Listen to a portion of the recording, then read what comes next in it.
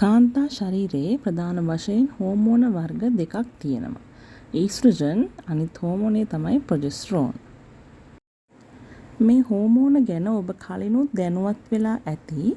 අද අපි කතා කරන්න යන්නේ ඊස්ට්‍රජන් හෝමෝනේ ගැන.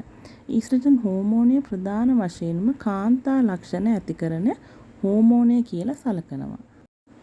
මේ හෝමෝනය නිසා කාන්තාවන්ට ද්විතීයික ලිංගික ලක්ෂණ ඇති වෙනවා.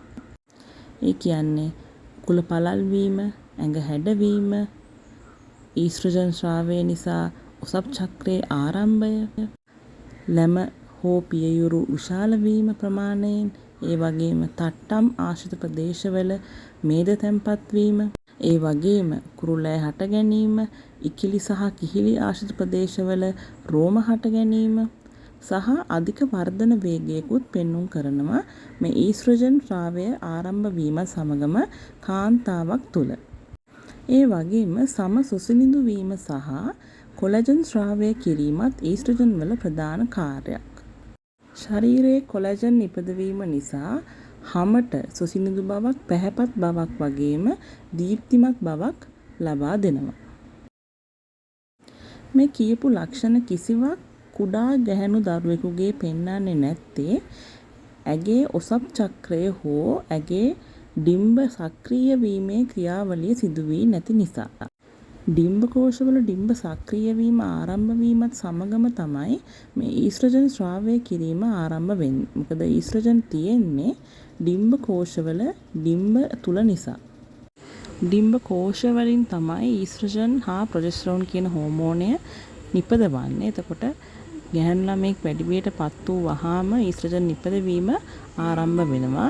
එතනින් පස්සේ තමයි ඇගේ ද්විතීයික ලිංගික ලක්ෂණ, මම කලින් සඳහන් කරපු ලක්ෂණ සේරම පහළ වෙන්නේ. මේ හැම එකම පහළ වෙන්නේ ඊස්ට්‍රජන් හෝමෝනයේ ක්‍රියාකාරීත්වය නිසා. යම් යම් හේතුන් නිසා ශරීරයේ ඊස්ට්‍රජන් මට්ටම වෙනස් වෙන්න පුළුවන්. සමබරතාවයේ ගිලිහී යාමට ඉඩකඩ තියෙනවා.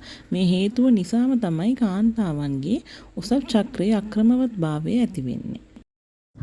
ශරීරය තුළ ඊස්ට්‍රජන් හෝමෝනයේ වෙනස්කම් වලට විවිධ හේතුන් බලපානවා.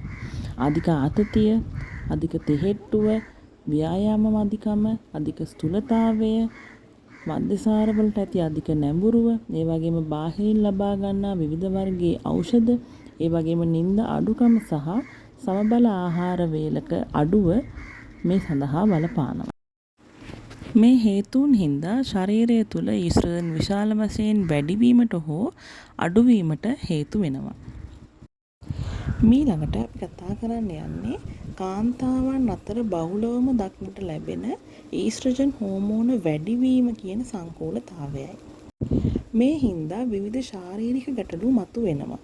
ඔබටත් මේ ශාරීරික ගැටලු තියෙනවා නම් අනිවාර්යයෙන්ම ඔබේ ශරීරයේ ඊස්ට්‍රජන් මට්ටම වැඩි වී ඇතියයි සලකන්න පුළුවන්.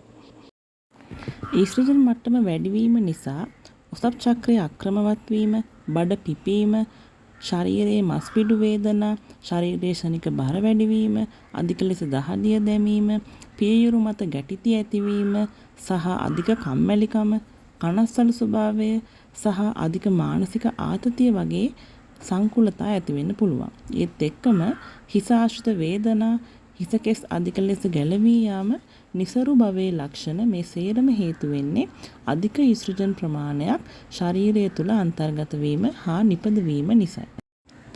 ඉතින් මේ කරුණු සලකා බලද්දී අපිට හොඳටම තේරෙනවා කාන්තාවකගේ වැඩිවියටපත් වෙච්ච කාන්තාවකගේ ගොඩාක් ශාරීරික ගැටලු වලට ප්‍රධානම හේතුව මේ ඊස්ට්‍රජන් හෝමෝනයේ අඩු වැඩි වීම කියලා. ඉතින් මේ බහුලවම අපිට දකින්නට ලැබෙන කාන්තාවන් අතර ඇති මේ ශාරීරික ගැටලු ගොඩාක්ම තියෙන්නේ මේ හෝමෝන සම්බන්ධ ගැටලු කියලා අපිට දැන් පැහැදිලි. ඉතින් අපේ ශරීරයට ඊස්ට්‍රජන් කොච්චර වැදගත්ද කියලා මේ කලින් ශාරීරික ගැටලු ඇතිවීම කතා කරද්දී අපිට තේරෙනවා. මේත් එක්කම තවත් වැදගත්ම දෙයක් තමයි කල් යන්න වයසට යන්න කාන්තාවන්ගේ ශරීරයේ ඊස්ට්‍රජන් හෝමෝනය නිපදවීම එන්න අඩු වෙනවා. මේකට හේතුව තමයි වයස්ගත වෙත්ම ශරීරය තුළ කාන්තාවකගේ ඩිම්බ කෝෂවල සක්‍රියභාවය අඩු වෙලා යනවා.